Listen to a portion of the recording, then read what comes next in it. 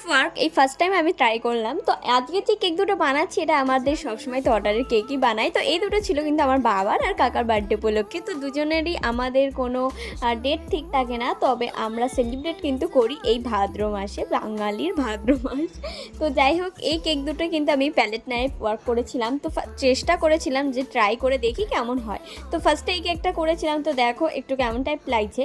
তো next time মানে তারপরেই যেটা করেছিলাম সেই কেকে কিন্তু প্যালেট নাইফ ওয়ার্কটা বেশ সুন্দরই হয়েছিল। তো এটাতে একটু কালারটা বেশি হয়ে গেছিলো, তো তখন বাচ্চা কাচ্চারা কাঁদছিল না, তো হাতে মুখে একটু কালারটা লেগে যাচ্ছিলো। তো আমিও বুঝতে পারিনি যে কালারটা এতটা পরিমাণে বেশি হয়ে যাবে। তো যাই হোক, এই আস্তে আস্তে প্র্যাকটিস করতে করতে কিন্তু সব কাজে কিন্তু হয়ে যায়।